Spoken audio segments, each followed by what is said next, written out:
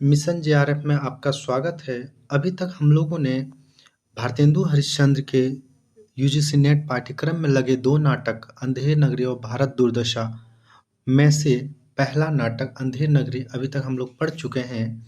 दूसरा नाटक भारत दुर्दशा, जिसका हमने अभी तक पहला अंक एवं दूसरा अंक पढ़ चुके हैं। अब हम लोग आज चौथे क्लास में तीसरे अंक से देखेंगे। उससे पहले मैं आप लोगों को कुछ महत्वपूर्ण जानकारी दे दूं। आपको अगर मेरे पीडीएफ का या नोट्स की ज़रूरत होगा तो आप मुझसे 7643007052 व्हाट्सएप पे आप हमसे जुड़ सकते हैं, या तो फिर आप हमें इस नंबर पर हाय लिखने से आपको हम अपने व्हाट्सएप ग्रुप में जोड़ सकते हैं, ताकि आपको समय-समय पर हमारे होने वाली क्लास की जानकारी आपको मिल सके। साथ ही साथ हमारे यहाँ एक टेलीग्राम ग्रुप है जो मिशन जेआरएफ के नाम से है। मिशन जेआरएफ आप कैपिटल में लिखेंगे MISSION mission JRF. Mission JRF 2024 लिखेंगे तो हमें हमारा टेलीग्राम ग्रुप आपको मिल जाएगा, जहाँ समय-समय पर क्यूज टॉपिक बाय टॉपिक किया जाता है। चलिए अब हम लोग अपने पाठ्यक्रम पे वापस लौटते हैं। भारतेंदु हरिश्चंद्र के द्वारा जो लिखा गया भारत दुर्दशा नाटक का तीसरा अंक स्थान कहाँ से, यह तीसरा अंक कहाँ से शुरू होता है? मैदान से शुरू होता है। यह एक महत्वपूर्ण बिंदु है, यहाँ से भी प्रश्न पूछा गया, इसको ध्यान में रखेंगे। क्या दिखता वहाँ? फौज के डेरे दिखाई पड़ते हैं, भारत दुर्देव आता है। तीसरे अंक में भारत दुर्देव का प्रवेश होता है। कितने कौन से अंक में होता है? तीसरे अंक में भारत दुर्देव का प्रवेश होता है। भारत दुर्देव जब आते हैं तो वो कहते हैं, कहाँ गया भारत मूर्ख? क्या वो कहते हैं? कहाँ गया भारत मूर्ख, जिसको अब भी परमेश्वर और राज राजेश्वरी का भरोसा है। भारत दुर्देव की अवस्था कैसी होती है? क्रूर होता है, आधा क्रिस्तानी आधा मुसलमानी वेश, हाथ में नंगी तलवार लिए। ये वेशभूषा जो है, इसको याद रखिएगा, यहाँ से भी कई बार प्रश्न पूछ दिए जाते हैं। नाचता और गाता हुआ, अरे उपजा ईश्वर कोप से ओ आया भारत बीच, छार खार सब हिंद करूं मैं, तो उत्तम नाही नीच। मुझे मरी बुलाओ देश उजाड़ू, महंगा करके अन्न, सबके ऊपर टिकस लगाऊं, धन है मुझको धन। मुझे तुम सहज न जानो जी, मुझे एक राक्षस मानो जी। यह जो लाइन है, मुझे तुम सहज न जानो जी, मुझे एक राक्षस मानो जी, यह पंक्ति कई बार विगत वर्षों में पूछा जा चुका है। आगे भारत दुर्देव क्या कहते हैं? आगे भारत, भला हमारे बिना ऐसा कौन कर सकता है कि अंग्रेजी अमलदारी में भी हिंदू ना सुधरे। लिया भी तो अंग्रेजों से अवगुण, अर्थात अवगुण। हा हा हा, कुछ पढ़े लिखे लोग मिलकर देश सुधारना चाहते हैं। हा हा हा, एक चने से भाड़ फोड़ेगा। ऐसे लोगों को दमन करने को मैं जिले का हाकिम क्या होता है? जिसको आजकल डीएम डिस्ट्रिक्ट कलेक्टर कहते हैं, उस टाइम क्या होता है? जिले का हाकिम होता है। जिले का हाकिम को हुक्म दूंगा ना कि इनको डिसलॉयल्टी, मतलब झूठे मुकदमे केस, इसमें कोई नहीं, डिसलॉयल्टी में पकड़ो और ऐसे लोगों को हर तरह से खारिज करो। जितना बड़ा मेरा मित्र हो उसको उतना बड़ा मेडल और खिताब दो। है हमारी पॉलिसी के विरुद्ध उद्योग करते हैं मूर्ख। मतलब कि आप अगर अंग्रेजों के साथ में साथ देते हैं, उनके हर कुकर्मों में अगर आप साथ देते हैं, तो आपको बड़ा से बड़ा मेडल दिया जाएगा। क्या होगा? आपको बड़ा से बड़ा मेडल दिया जाएगा। अगर आप उनके विरुद्ध में कोई काम करते हैं तो डिसलॉयल्टी के केस में आपको वह क्या करेंगे? आपको वह कैद कर ले जाएंगे और आपके ऊपर झूठा मुकदमा भी चलाएंगे। आगे कहते हैं नेपथ्य से आवाज क्या आती है कि नेपथ्य में से जो आज्ञा का शब्द सुनाई पड़ता है, देखो मैं क्या करता हूँ, किधर किधर भागेगा। सत्यनाश फौजदार आते हैं। देखिएगा, सत्यनाश फौजदार आते हैं। नाचता हुआ। सत्यानाश जो है फौज, सत्यानाश फौज, फौज क्या कहते हैं? हमारा नाम है सत्यानाश। हमारा नाम क्या है? सत्यानाश। आए हैं राज के हम पास, आए हैं राजा के हम पास, घर के हम लाखों ही भेष, घर के अर्थात वो कई गुना अपने भेष को बदलते रहते हैं, कभी इस भेष में कभी उस भेष में। तो वही कहते हैं कि घर के हम लाखों ही भेष, किया है चौपट यह सारा देश, किया है चौपट यह सारा देश। मतलब यह सत्यानाश फौज के कई तरह के चेहरे हैं, लाखों चेहरे हैं, कई भेष हैं। है हमने, है हम में तीनों कल बल छल। इस सत्यानाश के फौज में क्या है? कल बल छल, ये तीनों हैं। इसी से कुछ नहीं सकती चल, इसी से कुछ नहीं सकती चल, पिलावेंगे हम खूब शराब, करेंगे सबको आज खराब। शराब एक ऐसा दुर्गुण चीज है, या कह सके समाज का एक दुविधा है कि समाज पीने वाला अक्सर अपने सब कुछ लुटा देते हैं, खुद को बर्बाद कर देते हैं। यानी कि नशे के जिसको लत लग जाता है वो सब कुछ बर्बाद करते हैं। वही कहते हैं कि पिलावेंगे हम खूब शराब, करेंगे सबको आज खराब। फिर भारत दुर्देव कहते हैं, आहा सत्यानाशी जी आए, देखिए सत्यानाशी जी आओ, देखो अभी फौज को हुक्म दो कि सब लोग मिलके चारों ओर से हिंदुस्तान को घेर लें, जो पहले से घेरे हैं उनके सिवा औरों को भी आज्ञा दो कि बढ़े चले। यानी कि जब भारत देश में ऐसे कई तरह की दुर्गुण व्यवहार कहिए या फिर दुविधा कहिए, यहाँ के लोगों को कहिए कि आलस है, फिर कामचोर, या बहुत तरह के ऐसी चीज़ें, यहाँ के लोग उद्योग अर्थात परिश्रम नहीं करना चाहते थे। ऐसी कई तरह के चीज़ें पहले ही भारत में थी, लेकिन भारत दुर्देव अपने क्या कह रहे हैं कि जो पहले हैं उनको रहने ही दो, लेकिन जो नहीं पहुंचे हैं, आलस है, हैजा है, कोई बीमारी है जैसे हैजा, प्लेग, या जो भी बीमारी नहीं है उसको भेजो। ठीक है। फिर भारत दुर्देव क्या कहते हैं, किसने क्या क्या किया है? वहां पूछा जा रहा है कि किसने क्या क्या किया है। फिर सत्यानाशी फौज जवाब देते हैं, महाराज धर्म ने सबके पहले सेवा की है। धर्म ने क्या ही सबसे पहले सेवा की है। फिर भारतेंदु कहता है, भारत दुर्दशा कहते हैं कि अच्छा और किसने क्या क्या किया? फिर सत्यानाशी फौज जवाब देते हैं कि महाराज फिर संतोष ने भी बड़ा काम किया, राजा प्रजा सबको अपना चेला बना लिया, अब हिंदुओं को खाने मात्र से काम। देखिए हमारे देश में क्या होता, खाने, इसको पूरा कर लेते हैं, खाने मात्र से काम, देश से कुछ काम नहीं, राज न रहा पेंशन ही सही, रोजगार न रहा सुध ही सही, वह भी नहीं तो घर का ही सही, संतोषम परम सुखम, रोटी को सरा सरा के खाते हैं, उद्यम की ओर देखते ही नहीं है। क्या हुआ था कि भारत में जब अंग्रेजों का शासन स्थापित हो रहा था, वैसे स्थिति में यहाँ की शासन व्यवस्थाओं को एक बहुत बड़ा धक्का लगा। क्या हुआ कि यहाँ के जो राजा थे, सब में सभी राजाओं में एकता नहीं थी, सभी राजाओं में फूट था, सभी राजाओं अपना अपना मन व्यक्तिगत चीजें सोचते, सब में स्वार्थ का भाव भरा पड़ा था।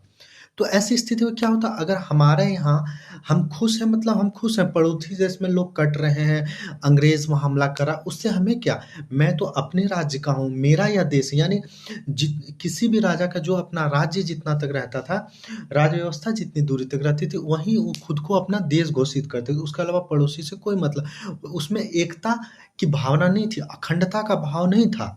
चंद्रगुप्त मौर्य के बाद ऐसे बहुत रेयर केस में राजा होंगे जो उतने बड़े भूभाग में से लगभग भागों को भी संभाला होगा। यानी कि दूसरे शब्दों में ऐसा कह सकते, चंद्रगुप्त मौर्य के बाद ऐसे कोई राजा नहीं हुए जो इतने बड़े साम्राज्य को, अशोक के बाद, चंद्रगुप्त के बाद अशोक आया था, अशोक ने भी काफी काम किया, अशोक के बाद यानी चंद्रगुप्त, अशोक, उसके बाद चंद्रगुप्त, अशोक, अशोक के बाद कोई ऐसे राजा नहीं हुए जो इस अखंड भारत को एक कर सके। तो वही कहता है। और बाद में अंग्रेजी व्यवस्था जब स्थापित होने की वजह से क्या होता था कि जो राजा थे उनकी सारी सैनिकों, उनका अधिकारों को छीन लिया जाता था, उनका इनडायरेक्टली शासन व्यवस्था अंग्रेजों के द्वारा ही चलाया जाता, लेकिन मुखौटा राजा का रहता था। राजा को बदले में पेंशन दे दिया जाता था कि आप पेंशन लेने से मतलब रखिए, आप अपने सैनिक को भी कम कर दिए, सब कुछ का अपना जितने आपका धन है, सोना चांदी जो भी है, सब कुछ अंग्रेज के हवाले कर दिया, यानी सब कुछ में लिमिट लगा दिया जाता था। और इस वजह से यहाँ के राजा परिश्रम करने से भी अब धीरे-धीरे कटने लगे थे, भारतीय लोग भी कटने लगे थे। कहते थे जो मिल रहा वही सही, कम से कम सुख से इंसान को जीने दो, जो खाने मिल रहा सड़ा हुआ रोटी ही मिल रहा है, जो मिल रहा है खाने दो। वही चीज़ कहा जाता है कि राज न रहा, पेंशन सही, रोजगार न रहा, सुध ही सही, वह भी नहीं तो घर का ही सही, संतोषम परम सुखम। रोटी ही को सरा-सरा कर खाते हैं, उद्यम की ओर देखते नहीं हैं। फिर भारत दुर्देव कहते हैं कि और किसने क्या किया? फिर सत्यानाशी फौज जवाब देते हैं, सत्यानाशी फौज जवाब देते हैं, फिर महाराज जो धन की सेना बची थी उसको जीतने को भी मैंने बड़े बांके वीर भेजे हैं। अपव्यय मतलब क्या था? अतिरिक्त खर्च, यानी जहाँ 5 रुपए से काम चल सकता है वहाँ हम 7 रुपए खर्च कर दिए, तो ये 2 रुपया क्या हो गया? अपव्यय खर्च हो गया, एक्स्ट्रा खर्च हो गया। अदालत, फैशन और सिफारिश। अदालत, अब देखिए कि अदालत से क्या होता था, पहले लोग अन्याय नहीं करते थे, अब कुछ भी अन्याय किए, गलत होते हुए भी अदालत पहुंच गए और अदालत में कुछ अपने पैरवी वगैरह पैसा दे करके फिर खुद को सही साबित कर लिया, यानी कि जो गुनहगार को भी बेगुनाह साबित कर दिया जाता था। फैशन क्या होता था कि हमारे यहाँ जो कि आधुनिक स्वदेशी चीज़ होते थे वो उतने फैशनदार नहीं होते थे, उतने लजीज नहीं होते थे, लेकिन यहाँ की क्वालिटियाँ कई गुना बेहतर होते थे। लेकिन अंग्रेजों में क्या होते थे, क्वालिटियाँ कम होती थी, फैशनदार ज़्यादा होते थे, तो यहाँ के लोगों को फैशन का आदत लगाया गया। सिफारिश, जिसको कहते हैं कि मतलब मेरे में नहीं भी वो चीज़ का गुण है, फिर भी हम सिफारिश लेके पहुँच गए कि मुझे ये काम मिलना चाहिए या फिर ये मेरा ये काम होना चाहिए, तो ये सिफारिश वाला भी चीज़ें आ गई थी। अब आगे क्या कहा जा रहा है कि अपव्यय, अदालत, फैशन, सिफारिश, इन चारों ने सारे दुश्मन की फौज तितर-बितर कर दी है। अपव्यय ने खूब लूट मचाई है, एक्स्ट्रा खर्च ने क्या किया? खूब लूट मचाई। अदालत ने भी अच्छे हाथ साफ किए। फैशन ने तो बिल और टटोले फैशन ने बिल और टटोले इतने गोले मारे कि अंटाधार कर दिया, और सिफारिश ने भी खूब ही छकाया, पूरब से पश्चिम, पश्चिम से पूरब तक पीछा करके खूब भगाया। तोहफे, घूस, चंदे ऐसे बम गोले चलाए कि बम बोल गई बाबा की चारों दिशा, धूम निकल पड़ी। अब आगे क्या है? सत्यानाशी फौज कहते हैं कि हाँ सुनिए, फूट यानी कि दो भाई या दो परिवार के बीच में कुछ ना कुछ विच्छेद करके दो टुकड़ों में बांट दिए। ऐसे थे एक भाई, उसको बीच में एक लकीर पार दिए, 2 टुकड़ा हो गया, इधर एक अपना टुकड़ा, इधर एक अपना टुकड़ा, इधर एक अपना टुकड़ा, इधर एक अपना टुकड़ा, 2 टुकड़े में बांट दिया। वही कहता है फूट, डाह, लोभ, भय, अपेक्षा, स्वार्थपरत, पक्षपात, हठ, शोक, आश्रुमार्जन, निर्बलता, इन 1 दर्जन दूती और दूतों ने शत्रुओं की फौज में हिला मिलाकर ऐसा पंचामृत बनाया कि सारे शत्रु बिना मारे घंटा भर के गरुड़ हो गए। अब ये सब क्या है? ये सब दुर्गुण है। कौन? फूट, लोभ, डाह, भय, अपेक्षा, स्वार्थपरता इत्यादि, ये सब क्या है? ये सब दुर्गुण है। इंसानों में ये सब दुर्गुण आ जाए तो इंसान वो बर्बाद होने लगता है। वही क्या किए कि भारतीयों में ये सब गुण पंचामृत सबको मिक्स करके मिला करके दे दिए हैं। लेकिन फिर भारत दुर्देव कहते हैं, वाह वाह, बड़े आनंद की बात सुनाई। तुम होशियार रहना और रोग, महर्ष, मद्य, आलस, अंधकार और जरा क्रम से मेरे पास भेज दो, जरा क्रम से मेरे पास भेज दो। सत्यानाशी फौज कहते हैं, जो आज्ञा। भारत दुर्देव, अब उसको कहीं शरण न मिलेगी। किनके बारे में कह रहा? भारत को, यानी भारतीयों को ये बात कहा जा रहा है कि अब उसको कहीं शरण न मिलेगी। धन, बल और विद्या तीनों गए, अब किसके बल पर कूदेगा? एक देखिए यहाँ बहुत बड़ी बात कही गई है, इस बात को थोड़ा सा समझिएगा कि इंसान का सशक्त और प्रबल कैसे होता है? उसके पास जब धन रहेगा, जितना धन रहेगा वो इंसान दिखेगा, जितना अमीर रहेगा उतनी उसके पास ताकत रहेगी। दूसरा चीज़ क्या होता है? बल। बल मतलब कि वो इंसान भुजाओं से ताकत रहेगा, सब चीज़, दिमाग, मानसिक रूप से, शारीरिक रूप से उसके पास ताकत रहेगा। अगर इंसान के पास ताकत नहीं रहेगा तो इंसान निर्बल हो जाएगा, दुर्बल हो जाएगा।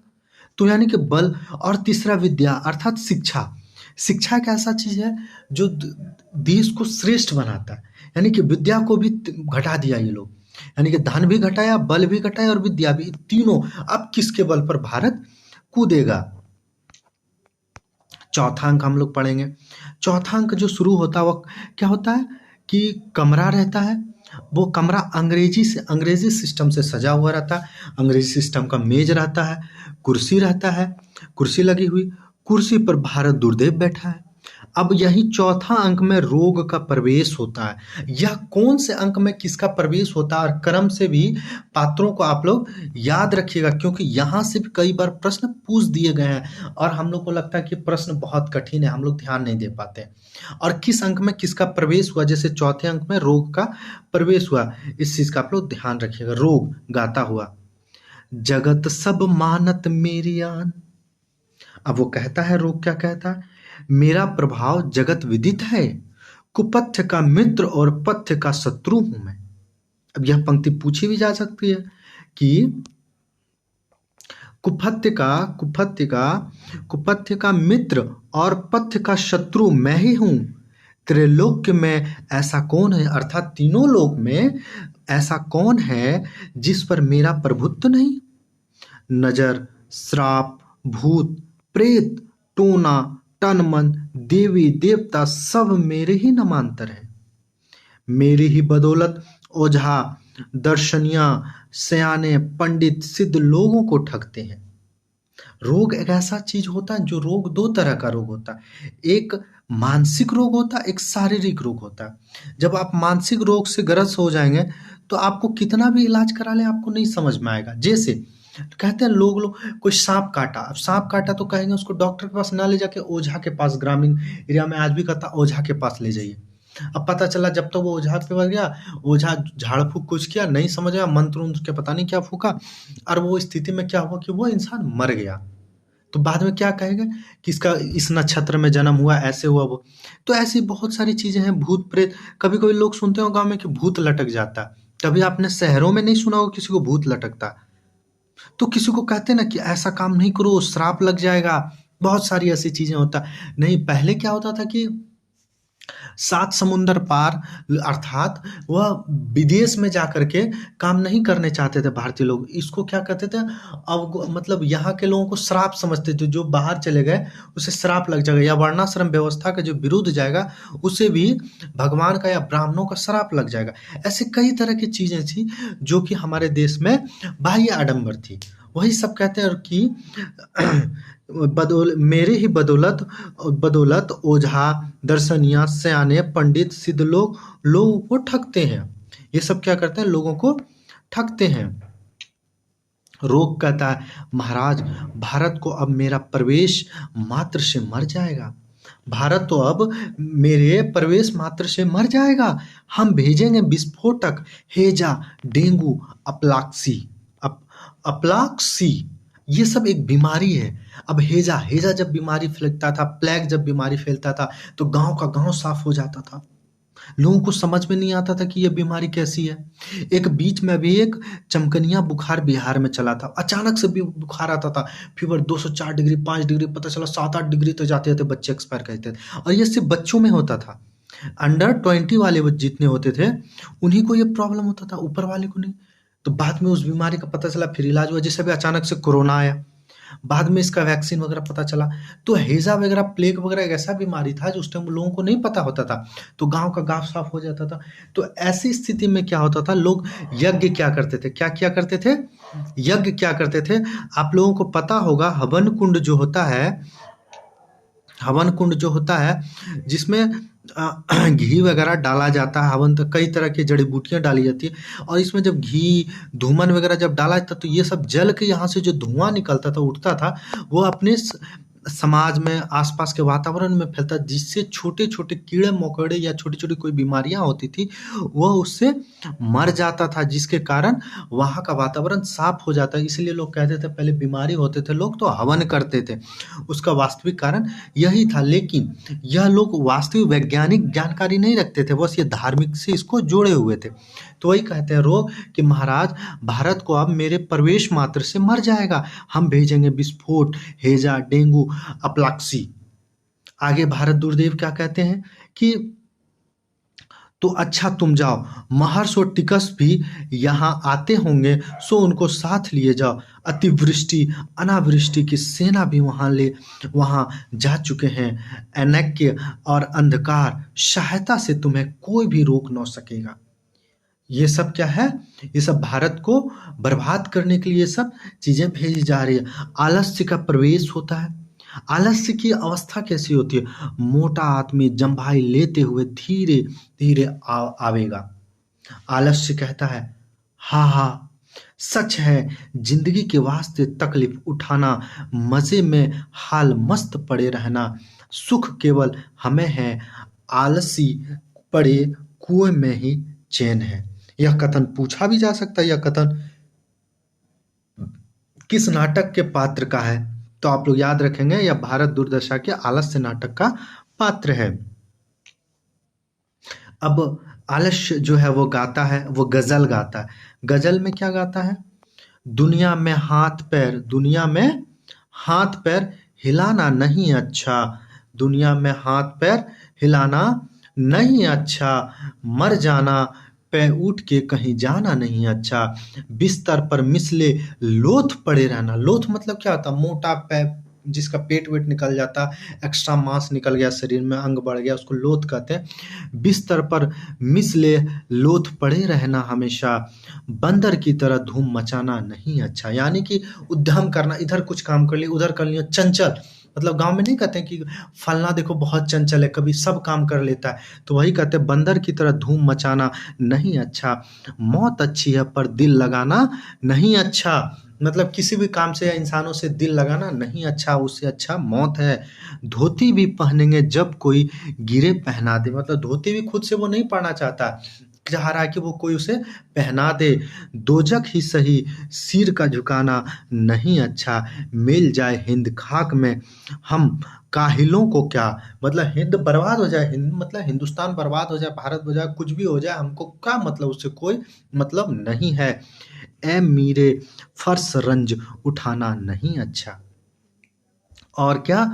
अजगर करे ना चाकरी, पंछी करे ना काम, दास मलुक, यह कथन किसका है? दास मलुक कह गए सबके दाता राम। यह भी पंक्ति कई बार पूछा गया और यहाँ से भी प्रश्न पूछा जाता है। अब आगे क्या कहते हैं? जो पढ़तव्यम सो मरतव्यम, जो ना पढ़तव्यम सो भी मरतव्यम। मतलब जो पढ़ रहा वो भी मर रहा भाई, जो नहीं पढ़ रहा वो भी तो मर रहा। इसलिए पढ़ना उड़ना अच्छा काम नहीं है। चलो चुपचाप सोते हैं, कोई आएगा रोटी हमें कोई खिला देगा, हम खा लेंगे, फिर से वहीं चुपचाप लोथ पड़े रहेंगे, सोए रहेंगे। सो भी मर्तव्यम, तब फिर दंत काटव्यम की कर्तव्यम, तब यानी कि फिर दंत काटव्यम कटाकट की कर्तव्यम, यानी कि जो पढ़ रहा वो भी मर रहा, जो नहीं पढ़ रहा वो भी मर रहा, फिर इतना उद्योग और ये सब क्यों करना? चुपचाप बैठे रहो भाई। भाई जात में ब्राह्मण, धर्म में वैरागी, रोजगार में शुद्ध और दिल्लगी में गप से अच्छी।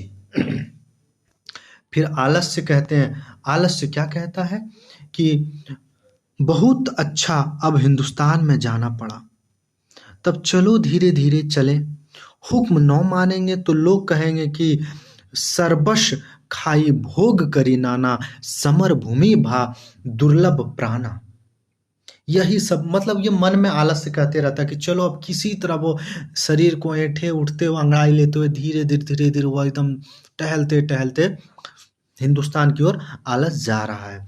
यही सब मन में वो बुरा। फिर मदिरा आती है। मदिरा का वेशभूषा कैसा है? सांवली सी स्त्री है। ये वेशभूषा जितने हम बोल रहे हैं, आप लोग याद रखिएगा, यहाँ से कई बार प्रश्न पूछे गए विगत वर्षों में, इस बार भी पूछे जा सकते हैं। तो सांवली सी स्त्री, लाल कपड़ा, सोने का गहना, पैर में घुंघरू, ये क्या है? मदिरा का वेशभूषा है। मदिरा क्या कहती है? भगवान सोम की कन्या हूं मैं। यानी कि मदिरा को क्या कहा गया? भगवान सोम की कन्या कहा गया। प्रथम वेदों में ये पंक्ति बहुत महत्वपूर्ण, यहाँ से कई बार प्रश्न बने हैं। प्रथम वेदों में मधु नाम से मुझे आदर किया गया। यानी वेद में शराब का नाम क्या, मदिरा का नाम क्या है? मधु नाम है। फिर देवताओं की प्रिया होने से मैं सुरा कहलाई और मेरे प्रचार के हेतु त्रिमणि यज्ञ की सृष्टि हुई। संसार में 4 मत बहुत प्रबल है। पहला हिंदू, दूसरा बौद्ध, तीसरा मुसलमान और चौथा क्रिस्तान। इन चारों में मेरी 4 पवित्र प्रतिमूर्ति विराजमान है। सोमपान, विराचमन, सराबुंदहुरा और बाप्टेजिंग और वाइन, यह सब नामे क्या है, वह उस नाम से वो प्रसिद्ध है। अगला पंक्ति है, गौतम पियत आनंद सो पियत अग्र के नंद, होटल में मदिरा पिए चोट लगे नाही लाज। अगला जो है वह भारत दुर्देव आता है। क्या कहते हैं, भारत दुर्देव पात्र कहते हैं, हमने बहुत से अपने वीर हिंदुस्तान में भेजे। हमने अपने बहुत से वीर को क्या हिंदुस्तान भेजे हैं, परंतु मुझको तुमसे जितना आशा है उतनी किसी और से नहीं। जरा तुम भी हिंदुस्तान की तरफ जाओ और हिंदुओं से समझो। तो फिर मदिरा जाता है, यानी कि ये बात मदिरा से कह रहे हैं। कौन? भारत दुर्देव। फिर मदिरा कहती है, हिंदुओं ने तो मुद्दत की मुँह लगी हूँ, अब आपकी आज्ञा से और भी अपना जाल बिछ फैलाऊंगी और छोटे बड़े सबके गले का हार बन जाऊंगी। देखिए नशा कितना जहरीला और खतरनाक होता है, इस बात को समझिए कि जिसको लत लग जाता वो इंसान बर्बाद हो जाता। वही भारतीयों को ये लत लगा रहे हैं। फिर अंधकार आता है, गाता हुआ स्खलित नृत्य करता है राग का प्रयोग। जे कलयुग, जे कलयुग राज की, जे महामोह महाराज की। यह वो राग काफी गाता अंधकार। अंधकार फिर कहता है, आपके काम के वास्ते भारत क्या वस्तु है, कहिए मैं विलायत जाऊं। विलायत अर्थात विदेश जाऊं, मतलब आप आज्ञा करिए, मैं सिर्फ भारत ही क्यों, जहां कहेंगे विदेशों में वहां मैं जाने के लिए तैयार हूं।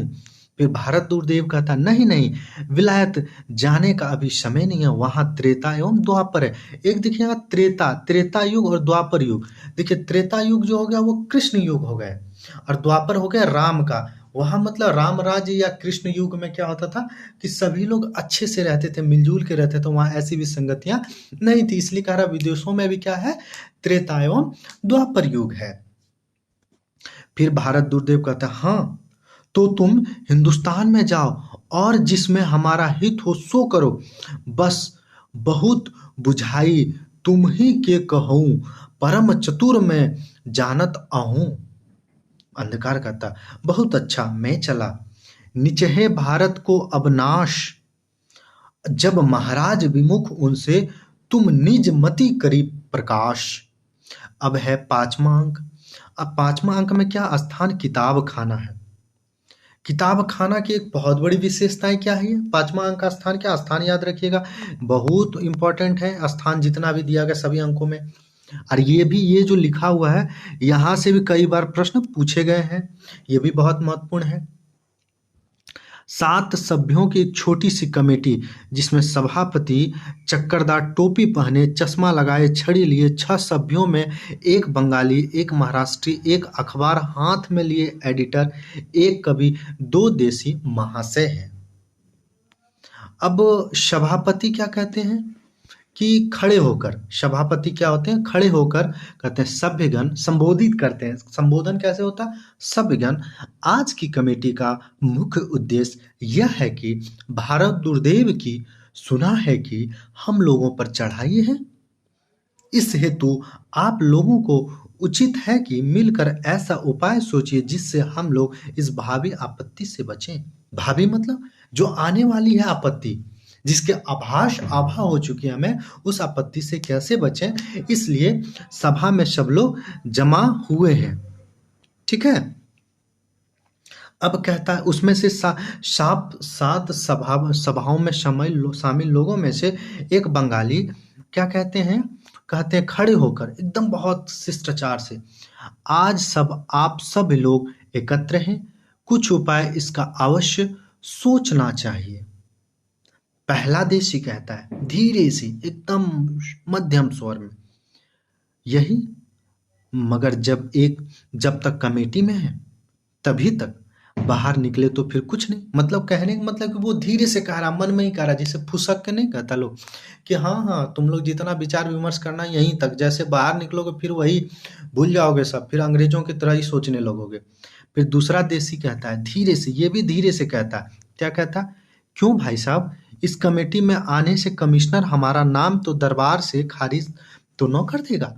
देखिए भारतीयों में कितनी डर थी, वो साहस नहीं हो पा रहा था जो अंग्रेजों का खुल करके विरोध कर सके।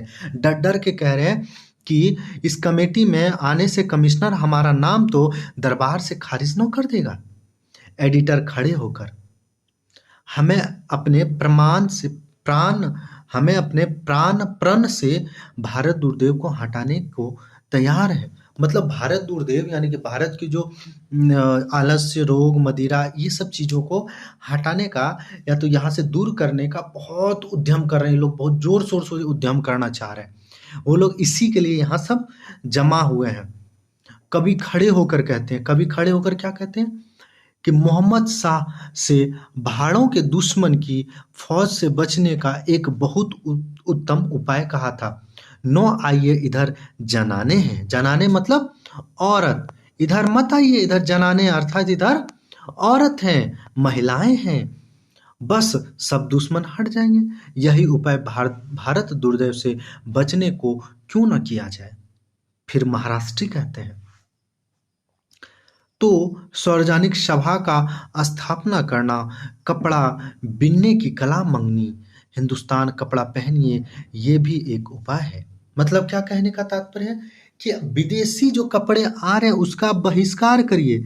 विदेश से अंग्रेजों के द्वारा जो कपड़े आ रहे हैं उसका आप बहिष्कार करिए और भारत के जो कपड़े हैं उसको आप पहनिए और भारत को सपोर्ट करिए। यही बात वो कह रहे हैं, स्वदेशी को कहीं ना कहीं बढ़ावा दीजिए। यह महाराष्ट्री कहते हैं। फिर अगला कवि कहते हैं तो अच्छा तो एक उपाय यह सोचिए कि सब हिंदू मात्र अपना फैशन छोड़कर कोट पतलून इत्यादि पहने, जिसमें जब भारत दुर्देव की फौज आवे तो हम लोगों को यूरोपियन जानकर छोड़ दे। यूरोपियन अर्थात यूरोप के लोग, अर्थात इंग्लैंड के लोगों को, यानी कि अंग्रेज समझ के हमें छोड़ दे। यानी कि अंग्रेज लोगों की जो वेशभूषा होती थी वो कोट पैंट हुआ करता था। हम लोग का वेशभूषा क्या होता? धोती, वो भी स्वदेशी धोती, कुर्ता, या तो फिर सिर्फ धोती कमर में लपटे, माथे पे एक पगड़ी। ये भारत का वेशभूषा था। तो भारतीय वेशभूषा अंग्रेजों की वेशभूषा से बहुत अलग थी। तो वही चीज कहा जा रहा है कि हम लोग कोट पैंट पहन लेने से क्या हम लोग को यूरोपियन समझा जाने लगा, अंग्रेज। तो उसमें से पहला देशी कहते हैं पर रंग गोरा कहाँ से लावेगा। मर आप कोट पैंट पहन तो लेंगे लेकिन गोरा रंग, जो गोरापन अंग्रेजों में, वो कहाँ से लाइएगा। फिर बंगाली कहता है हमारा देश में भारत उद्गार नामक एक नाटक बना है, उसमें अंग्रेजों को निकाल देने का उपाय लिखा है। एक नाटक का यहाँ वर्णन किया गया है, वो नाटक का नाम क्या? उद्धार। सोई हम लोग दुर्देव के वास्ते कहे ना अवलंबन करें। आगे फिर कहता है, पहला देशी कहता है आप मैंने स्वयं बोल रहा है, हाय यह कोई नहीं कहता कि सब लोग मिलकर एक चित हो विद्या को उन्नति करें, कला सीखें जिसमें वास्तविक कुछ उन्नति हो, क्रमशः सब कुछ हो जाएगा। ये देखिए ये वाली बात बहुत बड़ी बात कही है, क्योंकि पहले क्या कहा गया था, पहले आप जब पढ़ रहे होंगे तो उसमें क्या कहा था, उस चीज को जरा सा सुनिए और समझने का प्रयास करिए। उसमें क्या था? धन बल और विद्या इन तीनों को क्या खत्म कर दिया गया, इन तीनों को क्या कर दिया गया, भारत में समाप्त कर दिया गया। तो इससे क्या हो गया, भारत का अपने आप विध्वंस हो जाएगा, भारत का स्वतः अपना विध्वंस हो जाएगा। तो वही कह रहा है कि अगर हम लोग शिक्षा पे ध्यान देते हैं, अगर हम लोग शिक्षा पर ध्यान देते हैं तो देश में सब कुछ अपने आप स्वतः विकास हो जाएगा। शिक्षा पर अगर हम लोग ध्यान देते हैं तो क्या हो जाएगा, यहाँ स्वतः सब कुछ विकास हो जाएगा। इसलिए कहा जा रहा है कि एक चित हो, विद्या की उन्नति करो, सब कला सीखो और वास्तविक कुछ उन्नति क्रमशः सब कुछ हो जाएगा।